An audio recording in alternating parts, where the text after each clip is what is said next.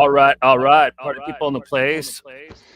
This is a brand new episode of How Did We Get Here? This is a new Sunday episode that we're doing early just for fun. And today we have a really cool guest. He's got a Kickstarter running, and I'm going to go ahead and let him introduce himself.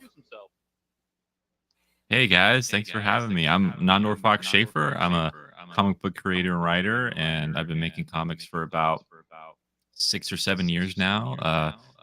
The Fabled Offering, the new book that I have on Kickstarter, is my sixth book.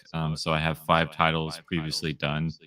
I have Seasons Volumes 1 and 2, which is my supernatural graphic novel series, and I have Manchild Issues 1 and 2, which is like a superhero kind of slice of life mixture, nostalgia type of book that harkens back to the 60s, 70s era of comics.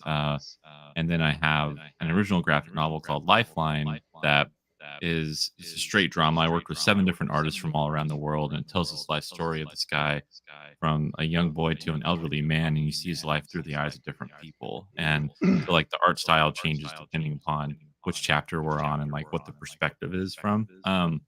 So, and then now I have the Fabled Offering, which is my sci-fi fantasy book, and I've always loved storytelling, and I've always loved the power of stories and the ability to connect with people and resonate with people through storytelling. I think it's one of the greatest ways to bond with people and connect with people, and also just share with people everything that they have in common and what they love.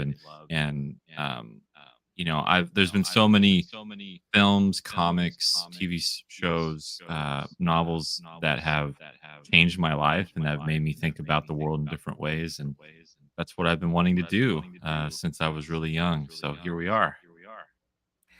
And your comics like Lifeline, Seasons, and Manchild are available for free on Global Comics, right? For everybody to check out. That's right. Yeah, everyone can check them out. Global Comics, and they're also available on the Kickstarter too. If you want to add any of those books to your pledge, you can look into them, and if you like them, you can add them to your reward. But yeah, Global Comics. Look up Foxhole Comics, and you'll find Nandor's page. And yeah, he's got quite a bit of work there for everybody to dig into. And your books are hefty too. They're like your Seasons is full volumes. 115 Yeah, pages. yeah, each. Yeah, So there's that's 2 right. volumes of that. So you got quite a bit of reading to do there if you go check it out. So it's you got a full story there going on, and a big story too, because it isn't over yet either. So That's right. Yeah, we got 2 more to go. yeah, 2 more seasons, man. There's 4 seasons. Yeah. All right, so let's get to the business at hand. You have a Kickstarter running right now, which is just on the cusp, on the verge of funding. We're at 99%. I think you said you're missing $16 to fund this thing with 5 days to go. So, what a tease, eh? I mean, come on, people out there, go fund this thing. Go, like, you need $16. I mean, what is that? That's like nowadays. Can you even buy a McDonald's Big Mac trio for that price? Come on, For $16, just about, yeah, the same price. So come on, you could go without McDonald's for one day and just go back. Yeah, for one day, like get a comic forever or a Big Mac. It's better for you. Yeah, it's better for you. Health wise, it'll feed your brain instead of your cholesterol. So And I mean, this thing looks good. I mean, just look at this art. Yeah, it's a gorgeous looking book, man. So we got the link in the description. I'm going to put it in the chat right now. Or it depends what devices they're on. Where you're watching or the description. Yeah, exactly. Yeah.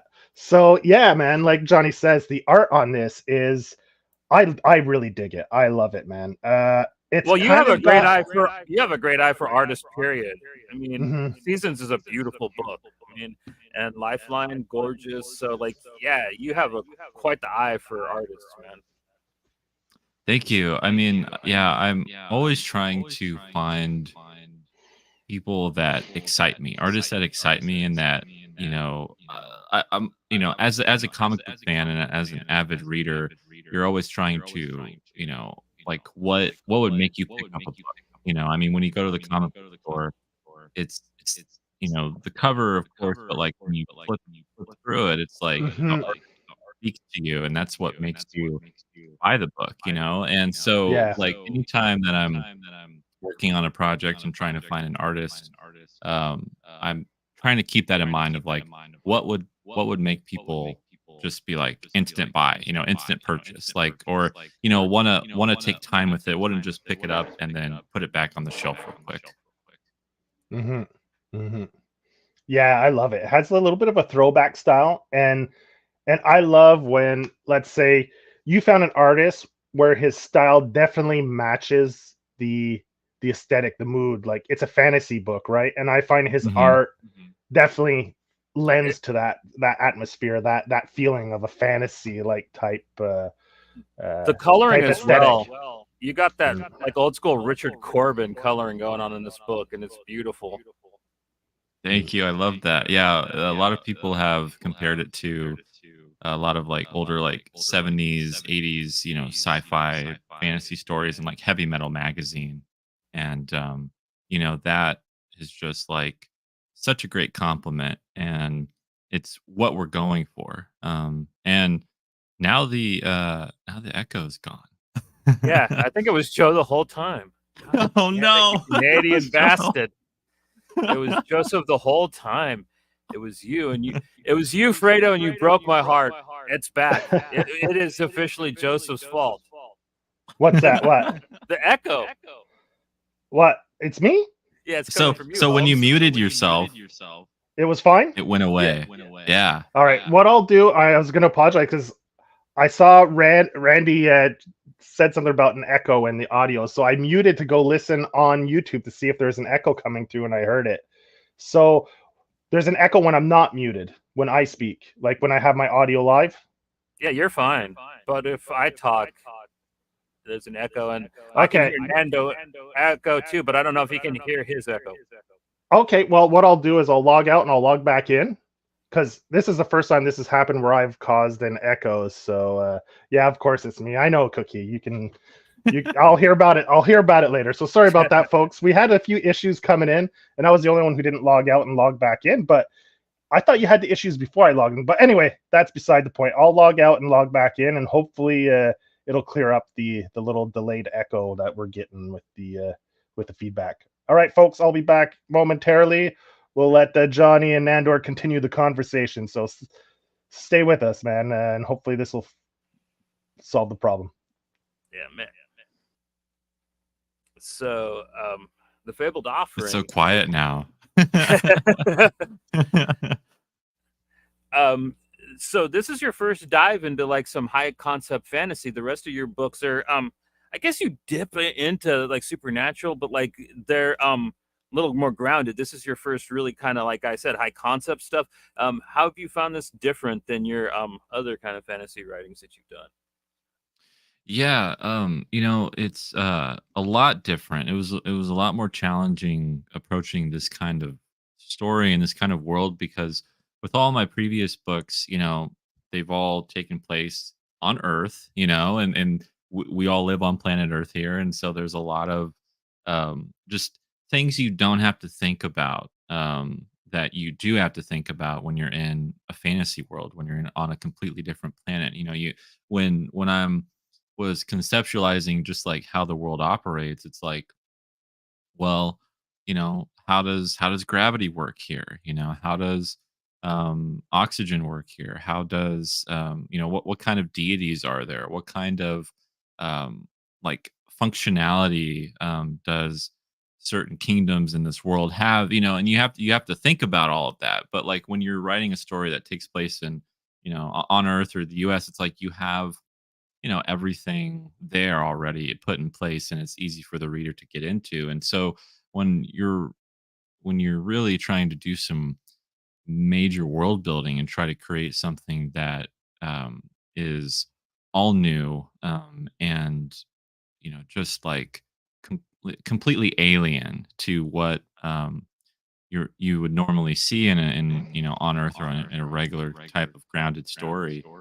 um it was such a challenge because I had to start thinking about everything and every little thing that we take, kind of for granted when we're just like writing regular stories. You're still echoing, Joe. All right. What I'll do then is You muted yourself. when I'm muted, it goes away. You said. Yeah. All right, so I'll stay muted, and if ever when I have a question, I'll tune in and just mute myself. I'll do the Goose. we'll pull the goose method here, yeah. Okay. So I'll just stay muted till I have a question or something, then I'll chime in. I'll unmute, and you'll know when I have a question because the echo will come back. Sorry about this, folks. All right, continue. So yeah, like when I finally got around to getting into the story itself and really kind of picking it apart and putting all the pieces in place, there was a lot more world building and brainstorming and conceptualizing that I had to do with the Fabled Offering that I didn't have to do with my previous books, and that was great for me as a writer to grow and to like start thinking that way and challenge myself in just how to expand my horizons as a writer and stretch those muscles that I had been, somewhat neglecting with my other stories. And that was something that really excited me is to like do something just completely different. But also if you enjoy this book and you enjoy the Fabled Offering and you like my sense of storytelling and my sense of like being able to capitalize on a concept or an idea, then hopefully this will be a great primer for people that want to go check out my other stuff. And is this one going to have the same emotional impact that your other works have? Because you're a pretty emotional writer, I would say. There's a lot of feeling and man, just reality that comes It's through your work. raw. Yeah, raw stuff. Yeah. I was wondering, is this book going to be in the same tone? Is there going to be some like heavy emotions going on in this baby? Oh yes. Yeah, I gotta say, I think I mean I've written some very like there's melancholy in everything that I do, and there's that sense of like an underlying sadness to a lot of my stories, and trying to break through those barriers and those like emotional obstacles that we find ourselves in and that we're always like struggling with. And I think that's some of the best stories in my opinion is when I can come alongside a character and feel what they're feeling and struggle with them and try to come out on the other side, as a different person, or a more whole full person. And with the Fabled Offering, with Grand Princess Aurelia and her own arc in this book, it goes to some dark places, and it's a very emotional roller coaster for her because she at the get go from the story, she has just finished fighting in this war, and they've won. Her kingdom has won against this other race called the Macmul, which is a race of these like really like destructive creatures that they have to fight. And now she's in a place of like, what do I do now? I fulfilled my mission. I'm a warrior. I've won this war for my people, but where does what's my next step? What's my purpose now after having been in war for so long and having had that role for so long? And as we go through the story, we see in the images and in the on the Kickstarter page and just on the covers, we see that she's carrying a baby, she's pregnant, and it's like, how would that affect someone who has been a warrior for so long and who has been fighting for so long, and how they would be, a defender, a protector, and the stakes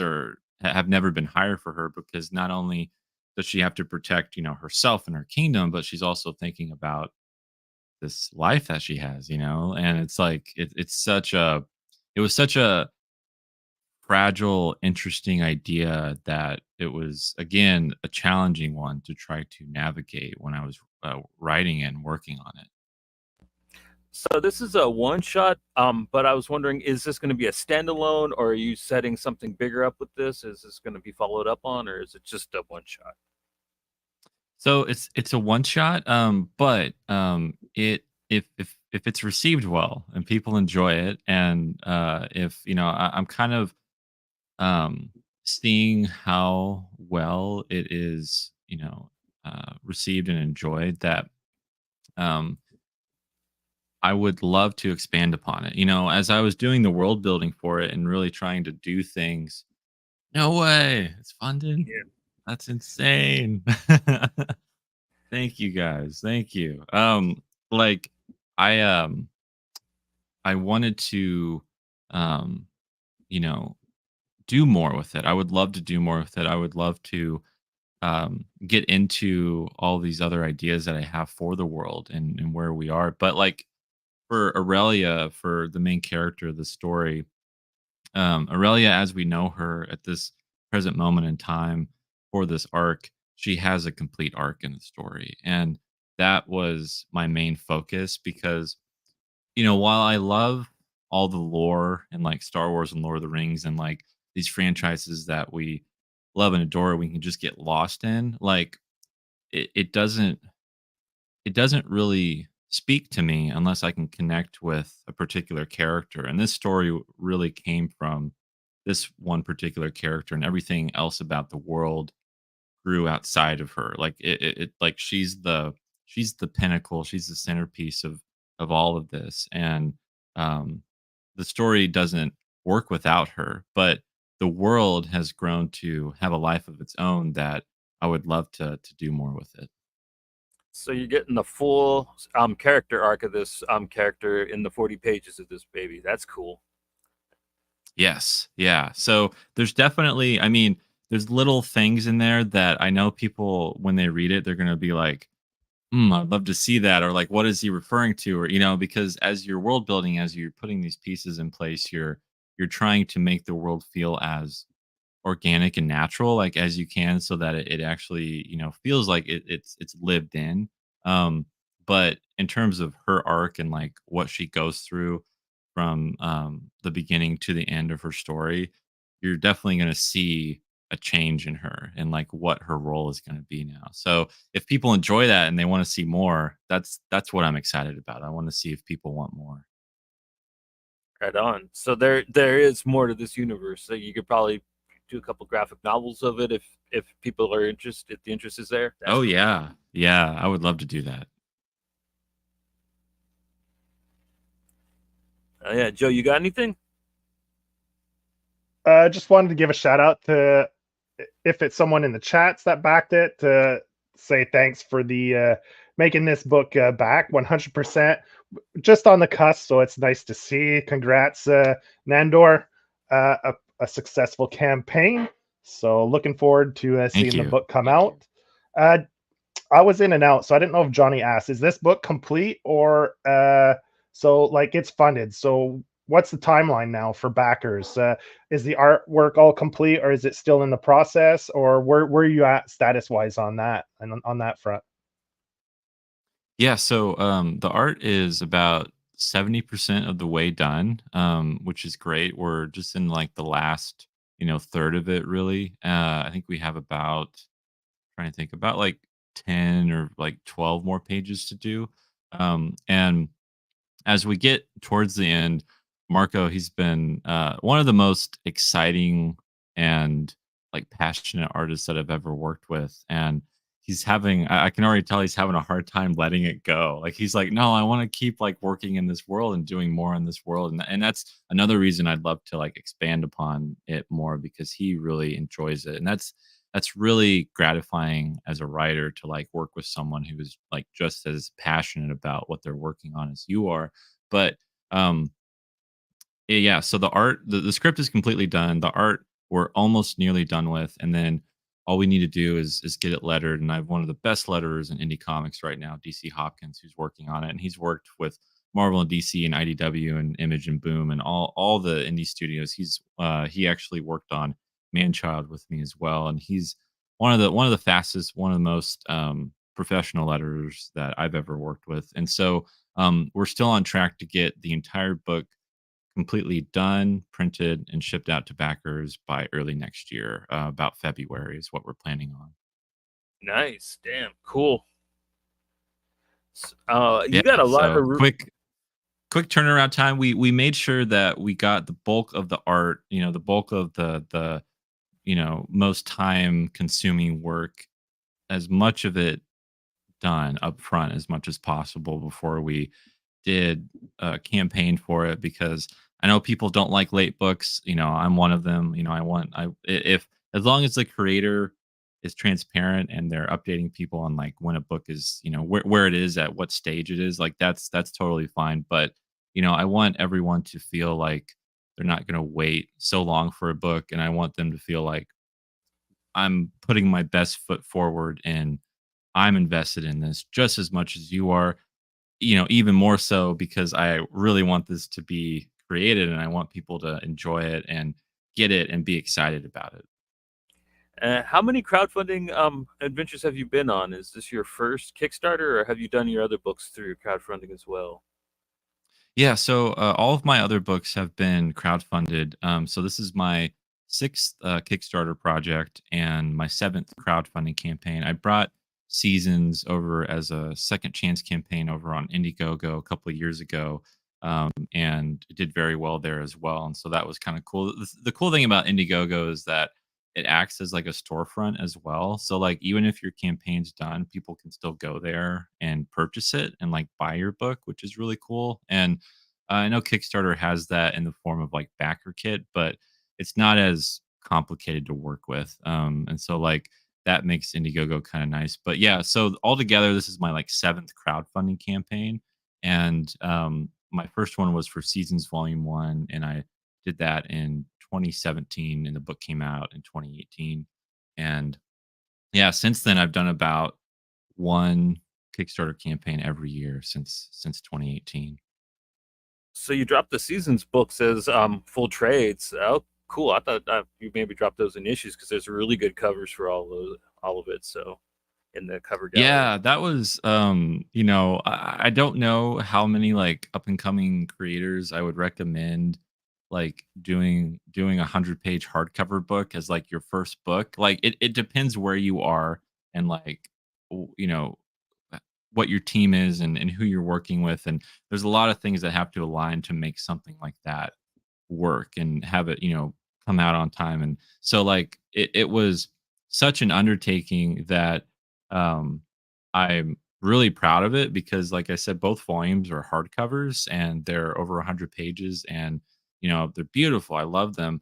But it took a lot out of me. It was like very time consuming, and so much, you know, went into formatting and making everything like look as perfect as possible for that type of quality of book. So, I thought about releasing them as issues beforehand, but I really wanted to like come out swinging, for my first like book, and really show people that hey, this is what I want to do and I'm really serious about this. And now Seasons Volume 1, I only have like, I don't know, maybe like 5 less than 10 copies left of a physical book of it. And um I'm working on doing a trade paperback version of it, and maybe doing a crowdfunding campaign for that, or including it in the volume 3 campaign that we're going to be doing next year. Okay, so it's gonna be spring. Yeah, No, so we have spring, summer, and then fall is volume 3. Yeah. oh yeah, Derp. I just read them. I should have remembered what seasons were covered. Well, thank you for reading them. Yeah. I just wanted to chime in because you're talking about like quite the undertaking for like your first volume, how you made it a full original graphic novel, and like I mean that's quite an undertaking for your artists too. Like I mean Yeah. it's one thing to work issue to issue, but you're putting a lot of pressure on your artist because you're like this isn't coming out till it's done, right? Because it's one full, at least an issue you can be like, all right, let's bang out these 32 to 40 whatever pages, then you put it out. But this is like 116 pages, and the art and lettering, everything has to be done.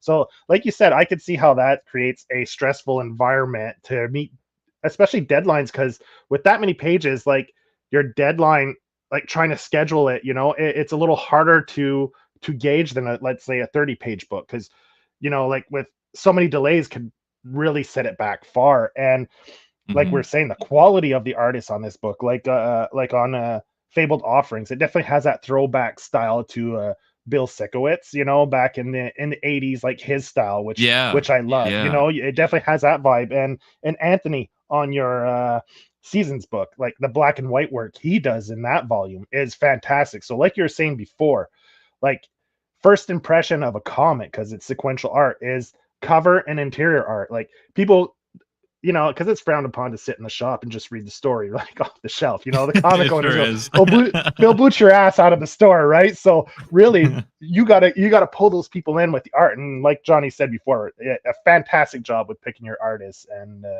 it definitely visually the work you've done really stands out. And even when you went with a more let's say cartoony style, like on Man-Child, like it definitely fits the story, because it's kind of a backhanded love letter, the first one to Stan Lee, and because because you bring in the Kirby factor and all that stuff. So you appreciate Stan Lee, but you're being realistic about the history there with like the other creators and Marvel, and they're playing all that, and how creators' rights was a huge thing leading up into the 90s, and all this stuff kind of echoes through the book. So it's a nice little wink and love letter, but not glamorizing, or it's kind of truthful. So it was a nice approach, and I think the art kind of lends itself to it's more. I don't like using the term cartoony, but it's more like strip style. Yeah. So it definitely leads to the aesthetic, the mood, because it's a lighter, more humorous. So that art style definitely lends itself to more like comedy or humor in the sequential art. So yeah, man, kudos to picking the artist, and I love your approach too. Like first impressions mean a lot for a book, because you can't read the story up front. That you get to do after you purchase it. So like kudos to you to emphasizing the importance of art on a comic, because that's a key element along with the story. So like I appreciate hearing a creator, a writer, like show that much respect towards the visuals of the book.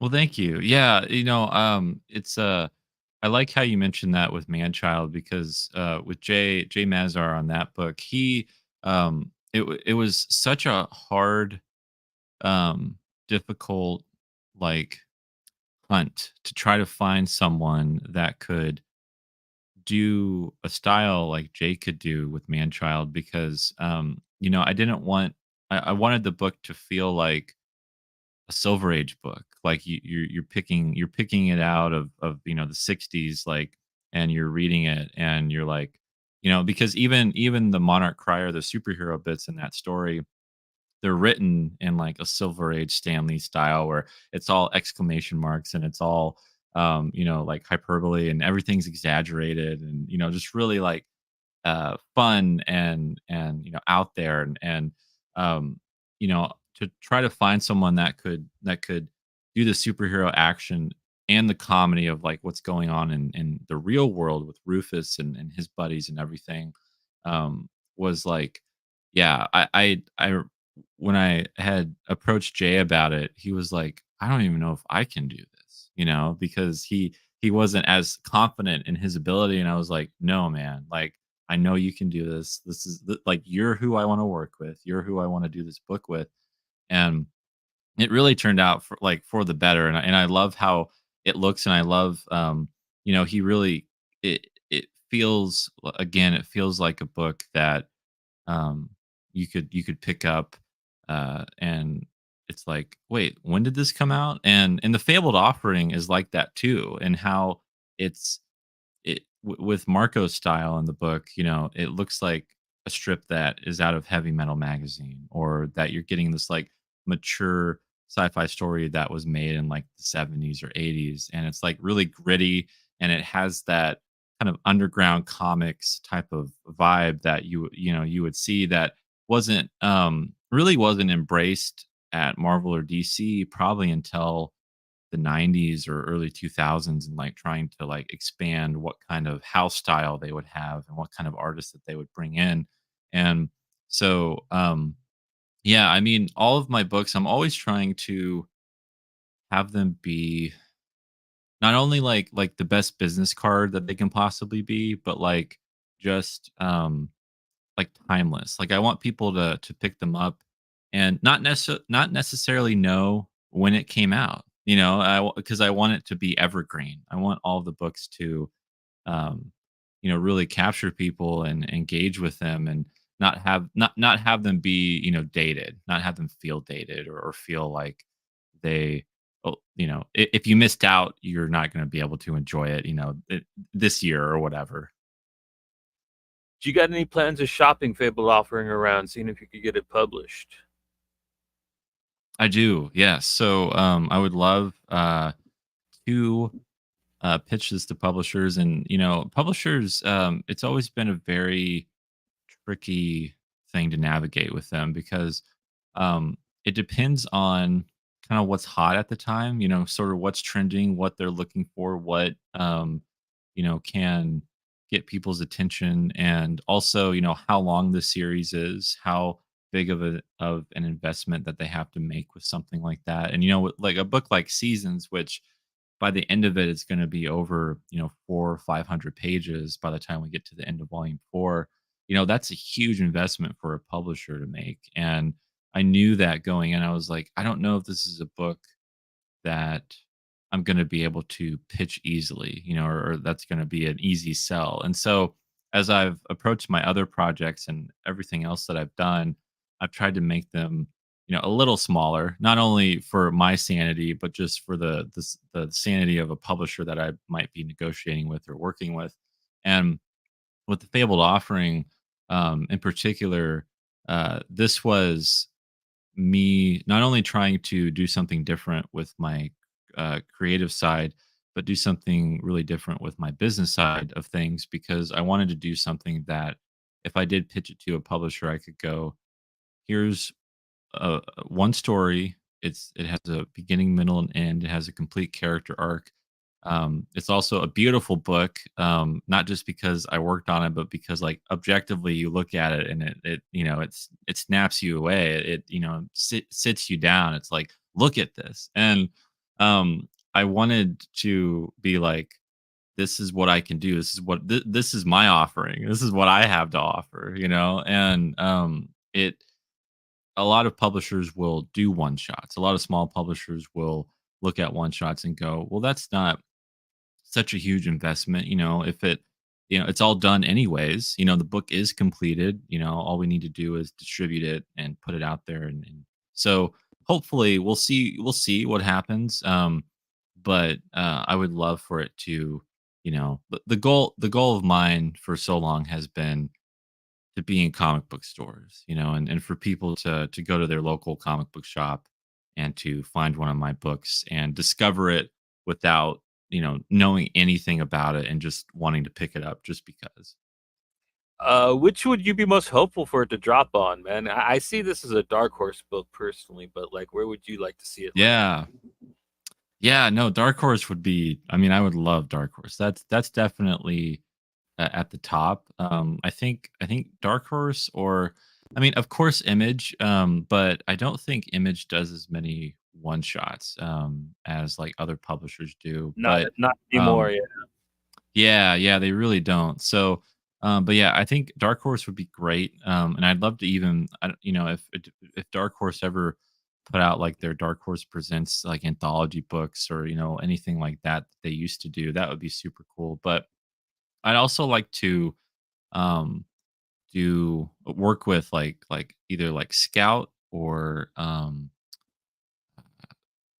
what's another one that would be pretty cool. I think it'd be pretty cool to do something with like Boom, or one of those kind of more uh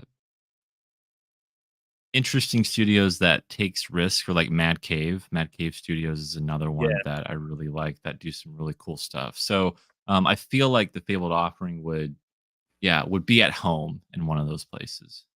Yeah, a lot of our buddies are working at Mad Cave right now, so yeah, they got a really good roster of talent at the moment. So yeah, that's Yeah, a yeah. I love Joe Corallo. Him and I talk a lot, and he did, Dahlia in the Dark and a few other books with Matt Cave. And yeah, I love his stuff, and I love like you look at Matt Cave's books, and like they're just they're so different, but they all feel like like whoever is picking their books, everything when you look at it. If I pick up a book, I'm like, this is this looks like a Mad Cave book, and then I'll look at the publisher. I'm like, oh, it is. Like, so like their style is really great, and they have a good like consistency with their quality. I just wanted to chime in and touch on because at the end of what was it? Uh, Man Child, you have a little, you always give your creator little creator bios, and at that Yeah. point, I don't know when you finished the first issue, but it said you were 24 at the point of that, and I think you had Hmm. seasons one, volume one and two were probably already completed by that time, right? They were. Yeah. Yeah, so at 24 years old, you already have quite an interesting body of work in comics. And listen to you talk now, and with the your understanding of the industry, like how like seasons would be a huge investment, so it's a tougher Yeah. pitch, and just you seem very savvy when it comes to your business approach to the comics industry and the way you talk about it. And like I know in the thing it says you grew up like a fan of Star Wars comics, like it's in your blood. So, and I think Yeah. it shows through. Like listening to you talk, you seem very aware of the way the industry works. So you have no false delusions or illusions of what expectations are. So, like I Yeah. mean, the maturity you show at your age. I mean, not that you're that young. I mean, you're probably what in your past your mid 20s now because that probably was a couple years ago. Yeah. So it's nice to 26 right now. Yeah. 26. Yeah. So I mean, it's like I think it's safe to say you're a young up and coming creator. Like definitely show the talent. Your writing seems extremely mature at this point in your writing. Like even like when you read seasons, it doesn't feel like a person's first book, or so Oh, thank you. you seem quite seasoned to me, like it, like in your in you where you're at this point in your creative career. Yeah.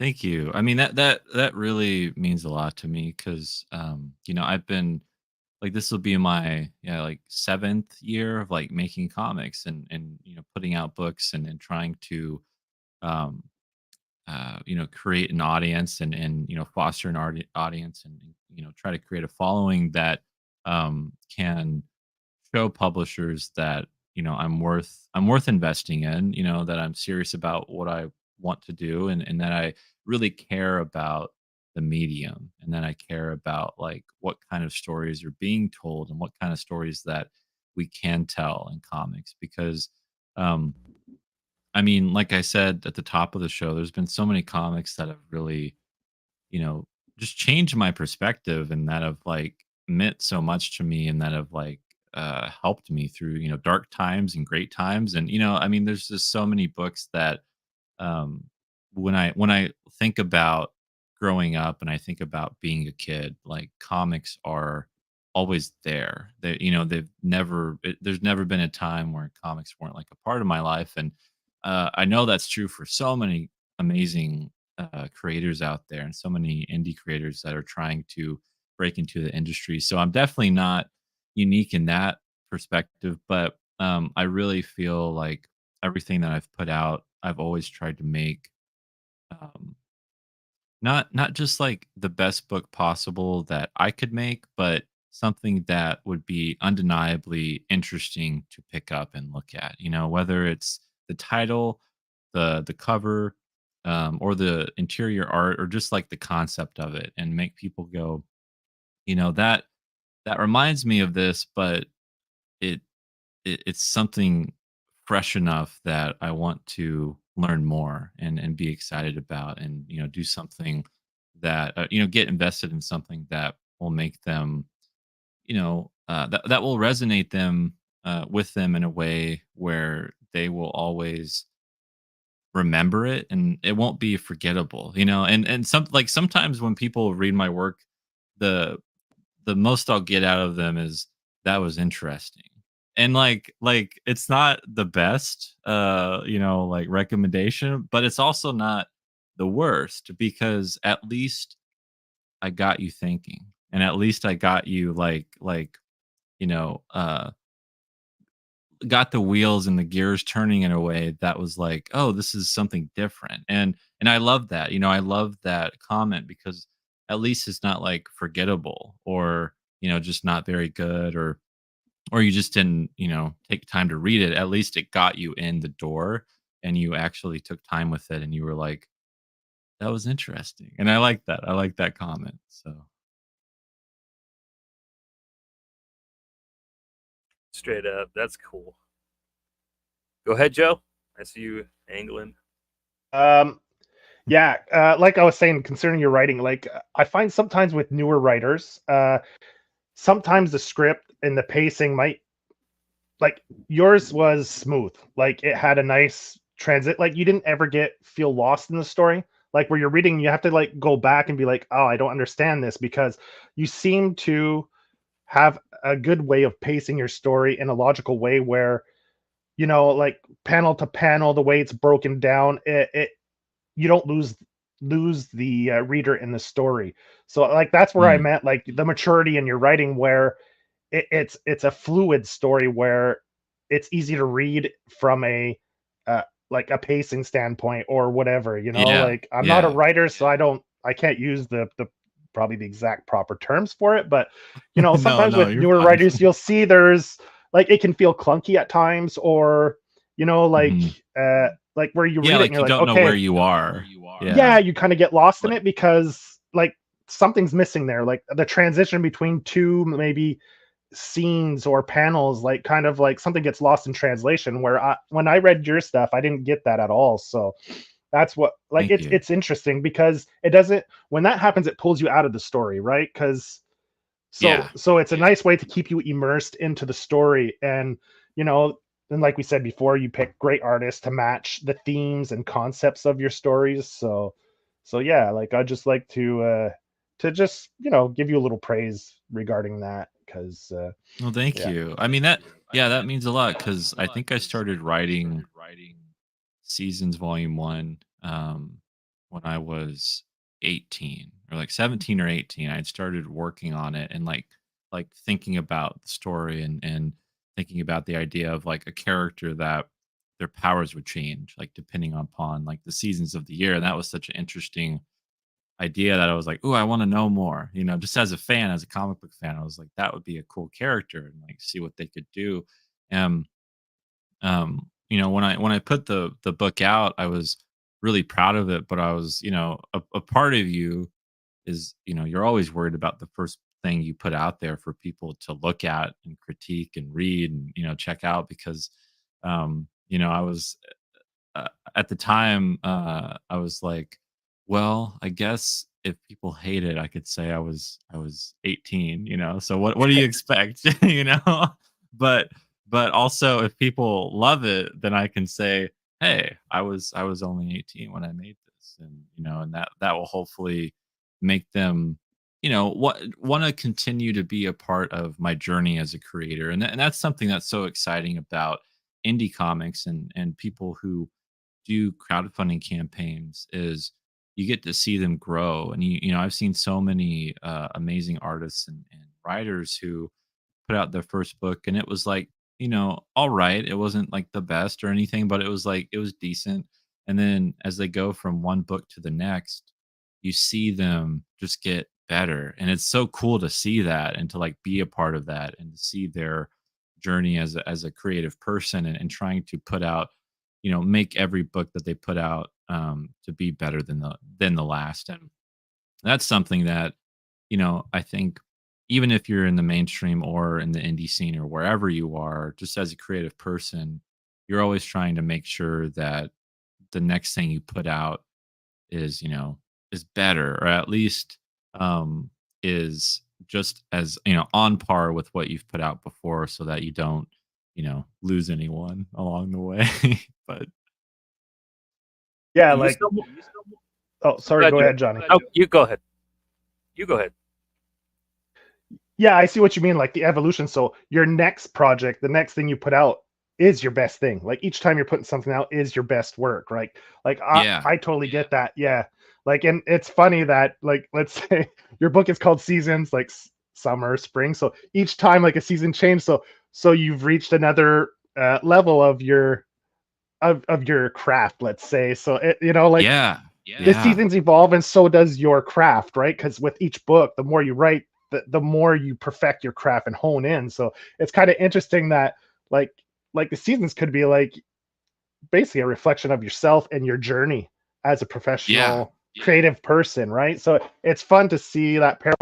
Like as you were saying it, I was like, yeah, that's like the perfect parallel is seasons. Like you wrote this one as a volume, then like, okay, let's go with something different and maybe try something new, something a little different, like challenge yourself in a different way, and like how that could evolve throughout the series itself. So that's kind of interesting concept, not only for the book but for yourself personally as a creator. Yeah. Yeah, and I really see that, not only in myself and like my ability to find shortcuts and storytelling and find ways that, I've learned how to approach a story better because I haven't gotten down to concrete process, but I've been able to kind of weed out like, okay, I don't need to focus on this aspect of the story right now in the creation part or in the scripting part or wherever, because I'll get to that later. Or depending upon the artist you're working with, you might be like, I'll save that for the artist because he likes doing that or they like doing that or whatever. And with Anthony, we've worked on over 200 pages together with Seasons, and that's not only have I seen like my evolution, but his evolution as an artist has just like been really fun to see because he's gotten to do things he's never drawn before and he's never done before and anything else that he's worked on, or just like sketches or whatever. And that's been so cool because as you go from one book to the next, and it's gonna work, it's gonna be really fun and cool to see what happens by the time we get to the end of the series, because we're gonna see him as an artist evolve and him become a better artist. And um, by the end of the book, not only will hopefully myself and he be better creators, the final book, the final, few pages of that book will be the best, that it could possibly be, because by the time we get to that, we would have, worked together over so many years and over like 400 pages, so that should show, you would think that would show by the time we get to the end of it. It's probably going to hit you right in the gut. Probably you're going to try to make us cry, aren't you, Nandor? You are. You are. You're going to try to make us cry, aren't you? Yeah, I mean, and in all my books, specifically with the Fabled Offering right now, but in all my stories, my goal has always been to make you shed a tear while your jaw is dropped. Like can I somehow wow you at the same time you're like, kind of devastated. So that's kind of been my goal. All I'm saying is if summer left me feeling the way left me feeling, winter is going to be brutal, man. Winter's coming. No. Put on a jacket. Thank you. The early going of Seasons volume summer. So that's Seasons volume 2. And that first early going where, because he always struggles like with control, right? Because it's about his emotions and how he deals with it, and he struggles to control it. And that first early going where he's at the hospital, like no major spoilers here, but it gave off like, I felt like Akira vibes.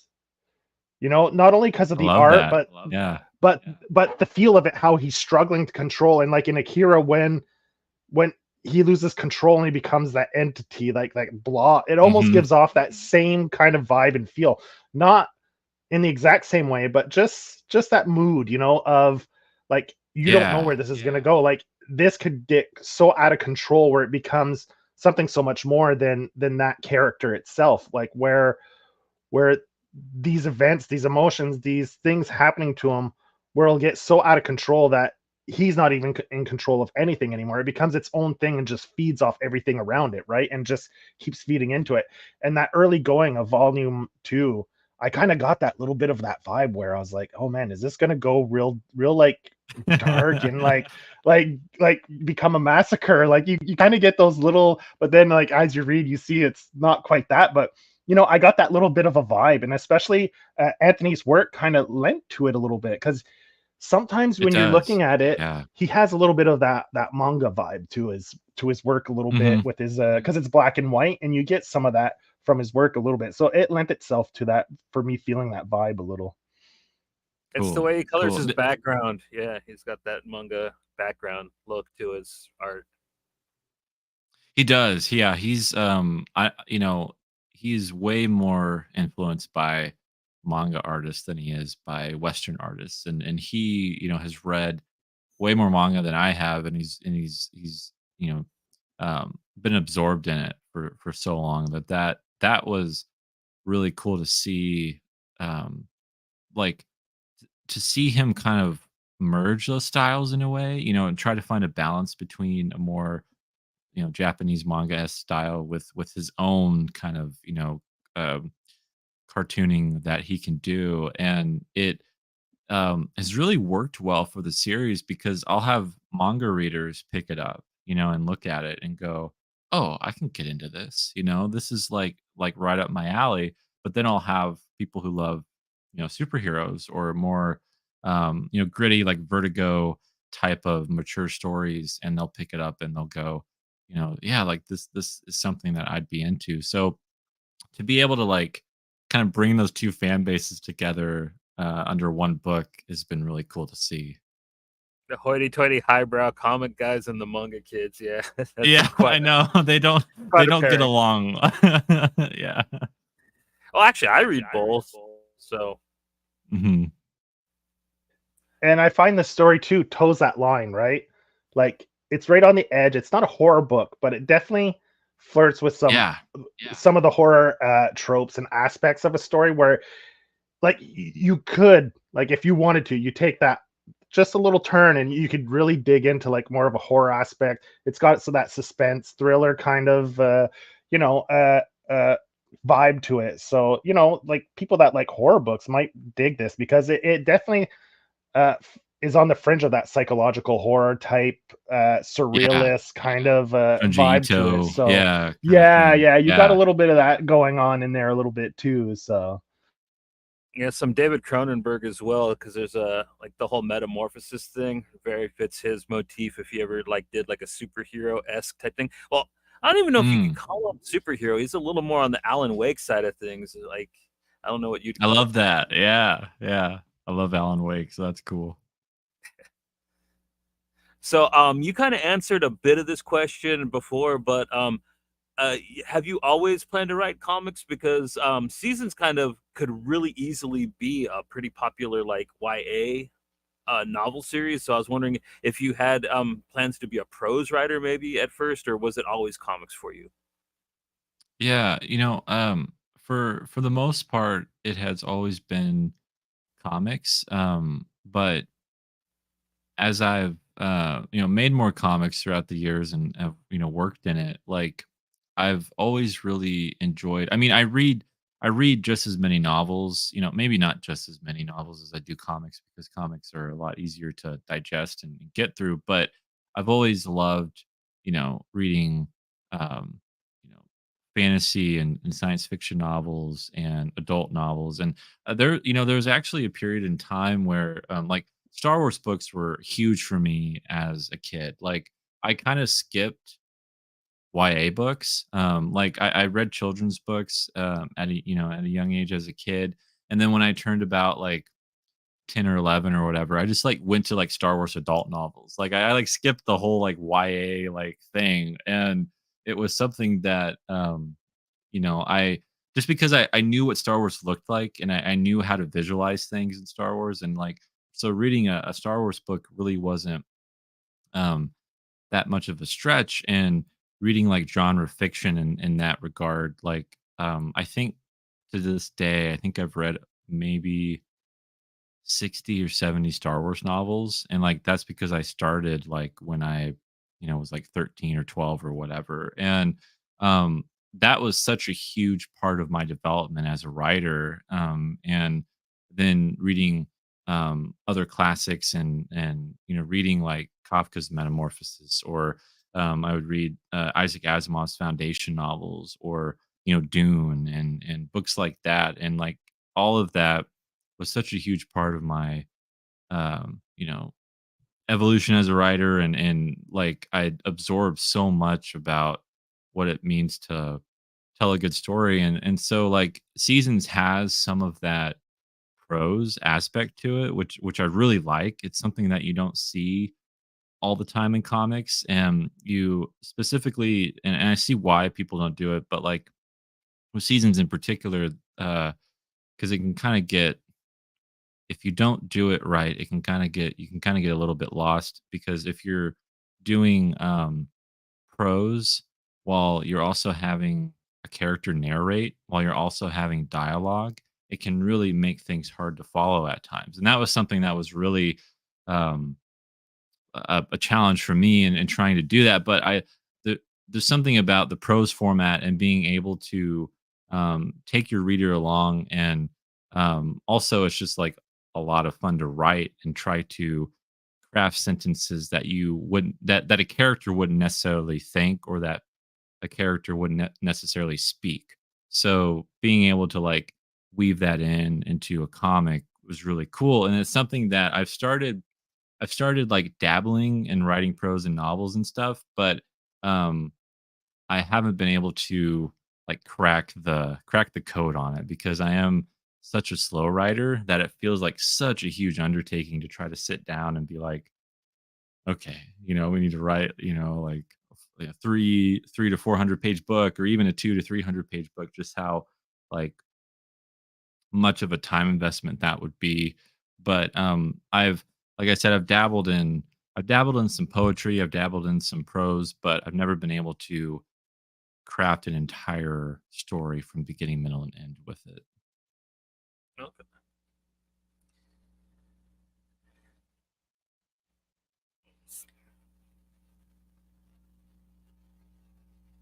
What?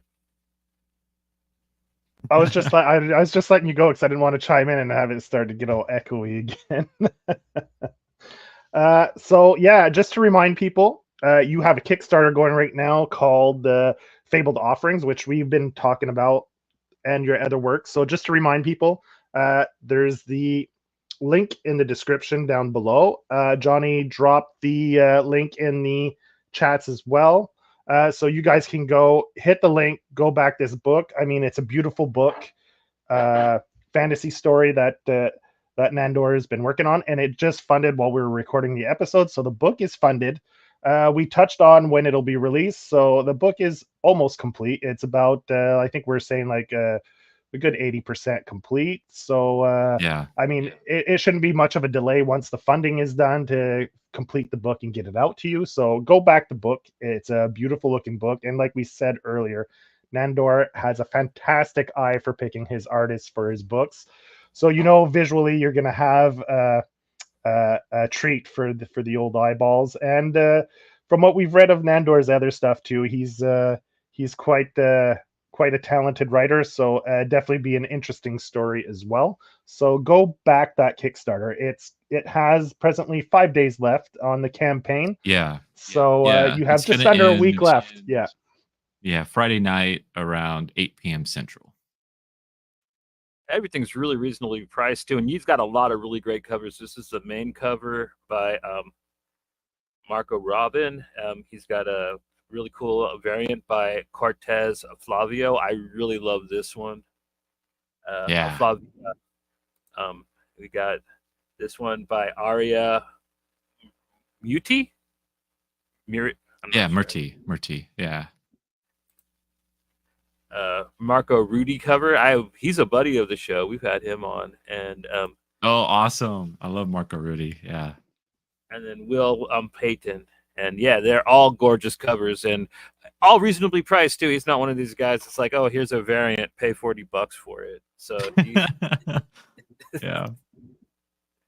Yeah, because this is a one shot, I approached it that way, and like I said, I would love to do more with it, and love to make more books in this world, and see what kind of interesting, fantastical stories we could tell in it. I kind of went all out with the covers with this campaign. There's a lot of different covers to choose from. There's a lot of variety, and you can really, find the art style that fits, with like your artistic tastes and whatnot. And you can, just like giving backers like enough options, but also making it like affordable as affordable as possible, so that they can feel like they're getting a collector's item. Something that because there's only going to be very few of these printed, in terms of the variant covers, so that you're getting something that you're not going to be able to find anywhere else. And we also have some like Kickstarter prints, and Oh yeah, some you can get your name in the book if you want. Oh yeah, that one by Ricardo Latina. Like there's a cybernetic horse. Like come on, like yeah. how cool, you can't get any cooler than that. So yeah, That's that one's fun. by Rick Rother. That's a art print that you can get. Yeah. Yeah. So yeah, there's those are add-ons though, right? They're not stretch goal prints. Right. So yeah, you can add on the art prints to your order, and then the one of the other art prints by Dustin Tyree, that one is available in the collector's edition tier. So if you want the PDF of the book and the book signed, and then you get that art print with your order. So that one will come with that one. Okay, and that one's like around $15, right? Something like that. I thought Yeah. So the variant I think is around 20. Yeah. 20. Okay. Oh, see, that's what I'm saying though. It's a really good price. Yeah, and the cool thing about the cover A, the Marco Robbins cover, he's the interior artist, the cheapest one. That one is a wraparound cover. So that one there, when you get the book, it's going to be the front side of it and then the back side of it, and you can extend it out and look at it that way. So that's pretty cool. I've never done that with any of my other books, so that's really cool that we're able to do that with this one. That's smart marketing, because if people really want, they'd have to order 2 copies so that when they display it, so that they don't open the book and ruin the spine, they get 2 so they can put it Yeah. the front and back to back. So you're so that's smart, because then you're getting people to order 2 books if they want to be able to hang it on the wall and display it. That's right. That's right. Yeah, we gotta we gotta find any which way we can to do that. Plus, it's a gorgeous A cover, man. Like it rivals any of the variants. So that's always I cool when it know. does I that. know. I hate like as a comic book fan, like I'll look at the covers and I'll go, I kind of hate myself because it makes it's so hard to decide, and it's so hard to be like, well, wait a second, like this one's really cool. It's a wraparound cover. Like none of these other ones are like that. But on this one we have a cybernetic horse. It's like what's the trade off here? Like what do we want to do? So hopefully I haven't given too many people too many headaches over it. But I've seen now through, I can't remember but they have those see-through backing boards. So if people get the wrap around, when you bag and oh, board no it, they have way. these plastic, yeah, they have see-through. I don't know which company makes them, but I've seen people post it on Twitter and stuff where when you get wraparound covers, if so that you don't have to take it out to see the back, you can just flip it around, and it's a backing Yeah. board, so it must be made out of some kind of plastic or something. So you could just flip your book around and see the back of the covers. So people who get that, if you go to your comic shop and maybe ask them to look into ordering see-through backing boards, you could do that for all, let's say, like you said, it's not uncommon for people to put out covers that are wraparound, which I think is really cool, because it creates a different kind of image, right? That full, like Yeah. the layout and stuff, Yeah. it makes for a much more interesting cover a lot of the time. So it's something people could look into if they get the wraparound cover and they don't want to be like, oh, it's annoying to pull it out of the bag and board all the time. Mhm. Well, you can get the see-through backing boards, and that solves part of the problem. Yeah. So, your next project, you're planning on doing seasons volume 3, right? That's right. So that is going to be the next book that I put out on Kickstarter, and we're planning on doing a campaign for it early next year, shortly after the Fabled Offering wraps up and gets fulfilled and shipped out to backers. And um, it's going to be the largest volume out of all of the uh, volumes of the series, and we're if if I if I'm able to, I'll do another hardcover, complete graphic novel, but I may break it up into parts for that way readers don't have to spend so much money because it's going to be around like 150 pages or something like that. We're going all out for it. So it's something we're really, we're working on, and we're trying to figure out the best format so that we don't break people's wallets, and it's also doable for us and not too much of a stretch for us, and to fulfill it and fund it and all that kind of stuff. We have to think about how much money we need to raise, and how much we're able to really put enough time and effort into it to make it the best uh, quality book we can. But for those of you who have read volumes 1 and 2, you can see how there are chapter breaks. And so if we break up fall, like that's how we're going to break it up and into chapter breaks, so that you still get a complete you know 30, like 25 to 30 page story. It's just that it won't be the entire like hardcover volume right there. So that's something we've been thinking about, but we are planning on doing that early next year.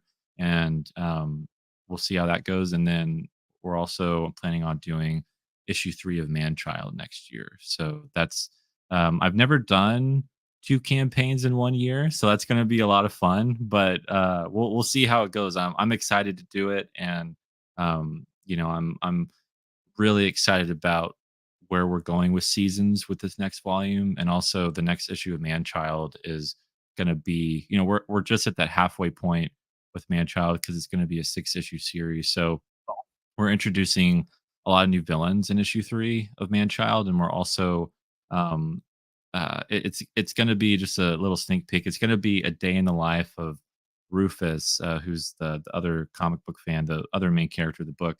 A day in the life of Rufus, working at a comic book store for 1 day, and to see how fun that might be. So it's going to be a lot of fun to do. I'd say breaking it up into not issues like, but like into chapters. Like that's a pretty good idea for turnaround too, because I think trying to get a whole Exactly. hundred Yeah. something page graphic novel done and have it out in a year. I don't even.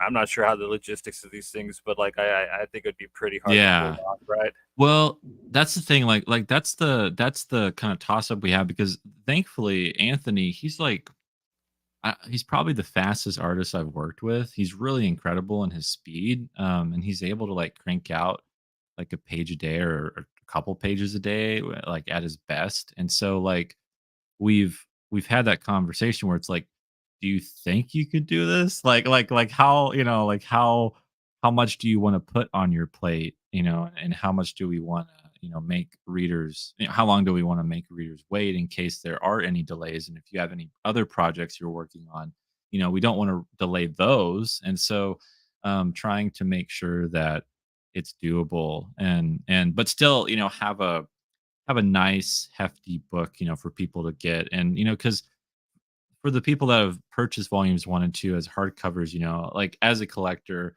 and as someone who likes consistency, you want to see a volume 3 hardcover on your bookshelf with volumes 1 and 2. You want that, like, it looks cool, on the bookshelf or whatever. And I want to still do that, but that might be something that we do later down the road, or like as we fund the final part in volume 3, we can make that a stretch goal or something, and be like, for those of you who love the hardcover format of seasons, like if we hit this amount, like we can make this and you can get this in your package. Dope. Something we like to ask is because we're in the business of promoting books and stuff like that, and a lot of creators now. You have a lot of titles under your belt now. Something a little more to show people. So, do you do conventions? Like, Yeah. have you been doing conventions lately? Do you have any coming up? Is there anything you'd like to plug convention wise? Yeah. To try to So sell your books. yeah, I would love to do that. I've done only very few conventions in the last few years. And they've mostly been around my area in like St. Louis or Kansas City and Missouri area. But next year, I have applied for and I'm waiting for confirmation for C2E2 in Chicago. That's going to be the biggest con that I've ever done. I feel like it's definitely doable. You know, Illinois is right there, and I would love to do that. So I'm planning on doing that in March. I think it's the second or third week in March of next year, and I'm really excited to do that one. Hopefully, I think they're gonna send out confirmation by the end of this year about if your Artist Alley application went through or whatever. So I'm waiting on that, but here's hoping because I was planning on doing it this year, but it just didn't work out logistically for me. So in 2024, I want to do C2E2. I want to do um, either either New York or Baltimore. I'm deciding between one of those two, and then if if I'm feeling crazy, I'll try to do something on the California. I don't think like San Diego, but maybe you know either go to Seattle or go to that side of the states so that I can do something over there. But we'll see what happens. And what's the big one in Washington? Emerald. Yeah, Emerald. Yeah, that's it. Cool. Yeah, I have no intention to ever go into San Diego Comic Con. I used to go to WonderCon in San Francisco when I was younger. That was a Yeah, pretty. that was one I was thinking about. How was that one? It's pretty good. It's good size. Not too many. Although when I used to go, not too many TV people. It was a lot more comic Yeah, based and anime that's based. I cool. guess there was a lot of weebs there, but they're welcome. So They are welcome. So yeah, man. We are talking to Nandor Fox Shaffer. He has a Kickstarter right now for The Fabled Offering. It is a high concept fantasy juggernaut that's probably going to break your heart. Just letting you guys know that's how Nandor rolls, man. He goes for the gut. Um, but yeah, definitely back this. It looks like it's going to be a lot of fun, and he's homies with the homeboy Richard. So like Richard threw us this bone. So give him all the praise you can. You know what I mean? This is going to be a fun book. Plus, it's funded now, so you're not going to have to worry about whether or not it's going to go through. Just put your money down. Nice affordable book. Get on this sucker. It's going to be a blast. Thank Uh, you. Yeah, I was I gonna mean, say, plug your socials too if you want, so people can go follow you and keep track of what's going on, any updates. So give the people your socials so they can follow you. Like let's say when you get confirmation for maybe Chicago or whatever, you people can follow you mhm. and know if which conventions you're going to. So just plug your socials for people. Yeah, definitely. And I was gonna say real quick, like thank you to Richard for connecting us. Because this has been such a great conversation. I've really loved being here. So thank you guys, and thanks to Richard for he's been one of the most like exciting fans of this book. And not only is he an amazing creator, but he's been like messaging me and retweeting all my posts. And he's like, I want this book. Like this book needs to exist, and it's really cool to see that. But yeah, people can find me really everywhere. I'm trying to be everywhere as much as possible. So I have a YouTube channel called Foxhole Comics, where I do live streams where I talk about my projects and also put out some video essays on comics I'm reading or kind of conversation pieces and conversation starters about stories that I've read or interesting things that I want to talk about. So you can find me on YouTube. You can also find me on Substack. So I have a newsletter that I drop every month, but also, if anything else exciting goes on or announcements or whatever, I always use that to connect with fans directly. So you can find me at foxholecomics.substack.com. And, Foxhole Comics is what I have all of my books under, and it's just kind of my own little imprint there. And then also, I'm on TikTok at Foxhole Comics, where I'm doing a series right now where I'm trying to talk about working out and writing. So it's called the Out of Breath Writer, and it's a series where I just do like a minute video after I take a run or I go work out or whatever, and I try to they seem like so far apart in like, their roles and like, in everyone's lives and like, like being a creative person and trying to, not just sit at your desk all day or sit on your couch and work on your notebook. It's like you have to get outside, you have to do because it helps. It actually helps this, it helps your mind to be have a healthy mindset and like be healthy and I've when I've gone on runs or worked out, like it's the perfect time to think about stories, because you're just kind of working your body and you're just going through the motions and it's all muscle memory and whatnot. So to be able to like get fresh air and go out and do something, and you can still write while you're doing that, and it's really I've come up with some great ideas doing that, and just like working out story ideas and all that stuff. So it's also somewhat of a pick me up for people if like they struggle with working out or they struggle with writing. Like I ask questions and I talk about things or little shortcuts that you can do to like help keep yourself on the straight and narrow for what you're trying to do and like try to achieve your goals. So I'm on there, and then you can find me on Twitter, or I like to call it X Twitter, because it's like X now or whatever. So I just call it X Twitter at Nandor Fox, and then you can find me also on Instagram at Nandor Fox Shaffer. Hell yeah. And definitely check his stuff out. He's a pretty cool guy. A lot of fun stuff. A lot of stuff coming up in the future. He's going to be somebody to keep your eye on in the comic book space. Joe, what do we got coming up, man? We're talking to Acid Nun next week, right? Yes, we're gonna have Corinne Halbert's gonna be coming on the show. We're gonna be talking about her book Acid Nun on Thursday, Cool. November 16th at 8 p.m. Eastern. So we'll have another creator on Thursday. We have a few mutual friends that are huge fans of this book and her work. So they're pretty excited about that. So tune in. That'll be our next episode on Thursday. We'll have Corinne on, who's pretty excited. We've been chatting back and forth, and I think it'll be another great episode, man. We've been having great creators like Nandor and everything. Great conversations. Like this was a great conversation, Nandor. Thanks for coming on. Yeah. Loved it, man. Yeah, like very articulate, fun guy to talk to. So you hold your own. We love that. We love having creators that can hold their own in a conversation. It makes our jobs a lot easier. So thank you for coming on. We really appreciate it. The book funded while we were recording, so congratulations on that. Looking forward to reading that and Thank you. checking out your future projects, man. So yeah, good luck to you. And man, anytime you want to come back, we'd love to have you back, man. So stay in touch, and man, maybe in the near future we'll see Nandor back on the show. Yeah, I would love to. I would love that.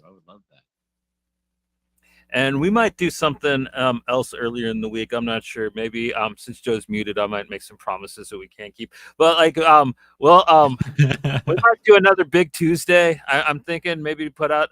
We've been throwing around a lot of ideas. We're really excited about that project for the show. So yeah, we got so maybe expect some more Marvel and DC talk from us on Tuesday. Sweet. And until then, you guys keep it real. You guys keep it classy, and yeah.